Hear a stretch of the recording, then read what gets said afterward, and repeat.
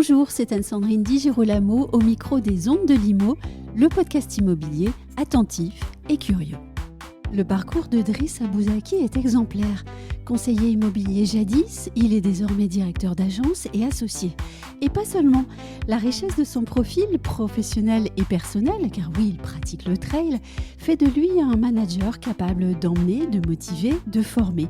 Le tout au sein d'un réseau connu pour la qualité de son offre de formation, j'ai nommé Century 21. Mais tout cela, il vous le dira mieux que moi.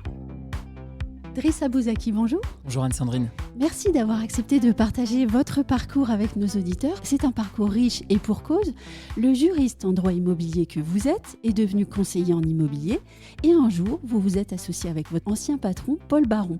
S'associer avec son ancien patron, ce n'est assurément pas commun.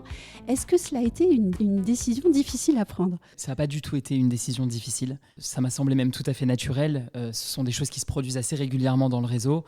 Et c'est aussi vraiment la beauté de ce réseau de permettre aux conseillères et aux conseillers d'évoluer professionnellement. Et comme l'expérience avec Paul, moi en tant que conseiller immobilier, s'était très bien passé, c'est tout à fait naturel d'évoluer ensemble et de s'associer.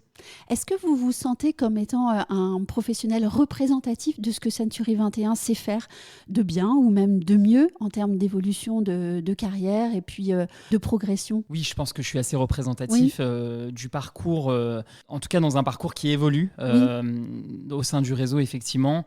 On a une majorité, je ne veux pas dire de chiffres à la volée, qui ne serait pas forcément juste, mais il y a une belle majorité de patronnes et patrons d'agences qui sont d'anciennes conseillères ou d'anciens conseillers ou d'anciennes assistantes ou d'anciens conseillers location ou gestionnaires.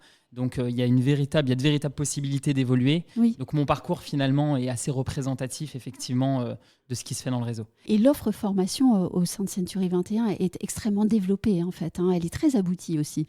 Oui, elle est très riche, elle est reconnue, elle fait l'objet d'une certification en bout de parcours puisqu'on a la possibilité d'aller faire tous les modules de formation et à la fin d'avoir une certification qui nous permet d'avoir accès à un diplôme reconnu par l'État, ce qui est un atout très fort pour les conseillères et les conseillers. C'est confortant aussi. Vous savez, c'est des métiers aussi dans lesquels les gens n'ont pas forcément fait énormément d'études quand ils intègrent cette profession au départ. Ce n'est pas toujours le cas. Parfois, ils ont fait des études, mais il nous arrive souvent d'avoir des profils un peu de personnes qui se sont faites un peu par elles-mêmes, de commerciaux un peu dans l'âme, ou de gens qui font des reconversions professionnelles. Et là, le cas échéant, le fait de leur donner la possibilité et d'évoluer professionnellement, et en plus d'aller chercher le diplôme qu'ils n'ont peut-être pas réussi à aller chercher au moment où ils ont fait des études, c'est de nature à créer des beaux parcours de vie. C'est un parcours à son rythme, au fond. Oui, tout à fait. Il y a des personnes, effectivement, qui prennent le temps d'être conseillères ou conseillers vraiment assez longtemps pour se sentir prêts pour aller un petit peu plus loin. Il y a des gens qui n'ont pas cette aspiration. Mais on peut dire aujourd'hui à celles et ceux qui nous écoutent que s'ils veulent intégrer le réseau dans la perspective un jour d'être entrepreneur, c'est tout à fait possible. Le réseau, les portes du réseau sont grandes ouvertes. Ils peuvent commencer comme conseillers et conseillers et entreprendre dans des délais qui finalement ne sont pas extrêmement longs, puisque on peut parler d'un horizon à 3, 4, 5 ans. Ce n'est pas des délais qui sont extrêmement longs pour entreprendre et être à la tête de sa propre agence. Je sais bien qu'il n'est pas toujours facile de parler de soi, mais tout de même, vous avez parcouru tous les échelons des métiers de la transaction et vous êtes aussi capable de vous surpasser lors de courses et de trails impressionnants. Racontez-nous un petit peu ces trails. Alors, ceux qui font du trail à très haut niveau ne vont pas du tout trouver ça impressionnant, mais en tout cas, effectivement, je fais de la course à pied dans un volume qui est peut-être un petit peu plus important. Moi, ça m'impressionne, donc c'est déjà ça. C'est sympa. Mais effectivement, je fais de la course à pied dans un niveau qui est peut-être un peu plus élevé que la moyenne des gens qui courent. J'ai commencé par faire des marathons, j'en ai fait 4 ou 5. Et ensuite, je suis allé vers la course à pied en sentier et en montagne, puisque en fait, on est parisien, on est dans des métiers très parisiens. C'est une ville qui est quand même assez minérale. Et donc, ça fait du bien d'aller mettre le nez dehors et de passer du temps dans la forêt ou en montagne à courir, effectivement. Alors, on va peut-être ancrer ça dans le réel, puisque vous m'avez parlé d'une course autour du lac d'Annecy, 95 km quand même. Oui, c'est ça, c'est ce que je vais faire dans 2 semaines. Ça demande de la préparation. Et finalement, c'est comme dans les métiers de conseiller immobilier ou comme dans le métier dans le travail de dirigeant d'agence au quotidien. Ça demande de la préparation, ça demande de la formation aussi, puisque je ne vais pas aller faire 95 bornes en ayant commencé ma prépa la semaine dernière. D'ailleurs, ça ne se fait pas sans formation. Oui, tout à fait. Oui. Non, mais ça demande vraiment du temps aussi pour le préparer. Et c'est l'aboutissement si on va au bout des choses. Je sais que la course va être difficile. Je sais que même si je me suis préparé, je vais connaître des moments de haut et de bas. C'est la beauté aussi du trail. C'est qu'en fait, même si on est très près, il y a des moments où on se sent bien, et il y a des moments où il y a des paramètres qui ne fonctionnent pas et on est dans le down. Et c'est aussi une belle allégorie et de la vie du commercial et de la vie de l'entrepreneur. Et justement, qu'importez-vous de cette vie de sportif dans votre métier de l'immobilier ? Déjà, l'un crée une respiration pour permettre de mieux absorber l'autre. Oui. C'est quand même important de le dire. Oui. Je pense que c'est important de trouver l'équilibre vie privée, vie professionnelle, et dans la vie privée aussi de trouver des moments de respiration. Ça peut être le sport, mais ça peut être d'autres choses. On est dans des métiers intenses, stressants, avec des clients qui attendent de nous des choses et des résultats. Donc, c'est important de respirer.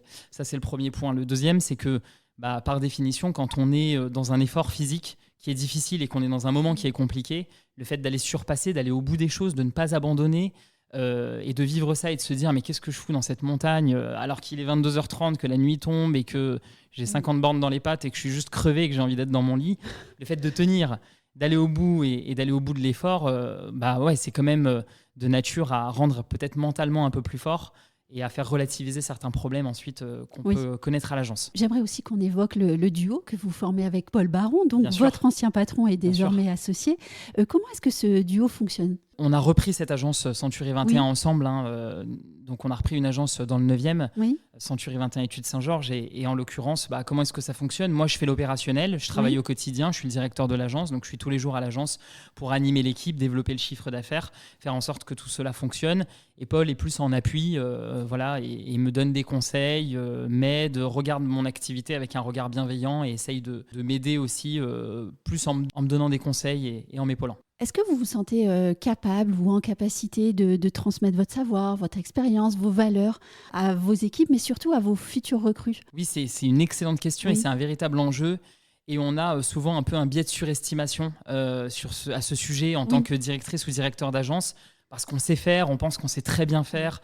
Et donc, on sait tellement bien faire que parfois, on zappe des étapes qui sont très importantes parce qu'on se dit qu'on n'a plus besoin, parce que ça devient naturel. Et donc, le fait de faire de la pédagogie et de reprendre à la base ce métier, Constant le disait tout à l'heure très justement, en fait, reprendre la base de notre métier d'agent immobilier et faire l'effort d'aller être pédagogue avec des jeunes recrues qui n'y connaissent rien, c'est un véritable challenge. Et ça permet aussi de se remettre en question et de s'imposer une discipline, de rester un peu dans son système commercial, de rester sur ses valeurs et sur ses basiques pour faire en sorte que ça marche. Donc la transmission, elle est essentielle. De façon très pratique aussi, elle se fait à travers des formations à l'agence très régulièrement. Et puis, évidemment, ils vont au siège aussi faire des formations au siège Century 21. Donc, vous êtes prêt à accueillir de futurs recrues ? Oui, tout à fait. On recrute, on fait des campagnes de recrutement régulières. Et on cherche effectivement des conseillères et des conseillers qui cherchent à s'investir, à épouser ce beau métier qui peut en fait devenir une véritable carrière et qui est un véritable ascenseur social. Moi, j'en suis la preuve. Je n'ai pas fait des études très poussées. J'ai commencé comme conseiller immobilier fin 2012, sans expérience. Une patronne d'agence dans le 15e m'a fait confiance, m'a ouvert sa porte. Et en fait, le premier jour, j'avais 0 expérience et aujourd'hui, je suis directeur d'agence. Donc, on peut évoluer si on a envie. Et je dois dire à nos auditeurs que vous avez le sourire dans les yeux. Voilà, ça pétille et on a envie de vous suivre. C'est très sympa, merci beaucoup. Merci beaucoup, Driss Abouzaki. Merci à vous, Anne-Sandrine.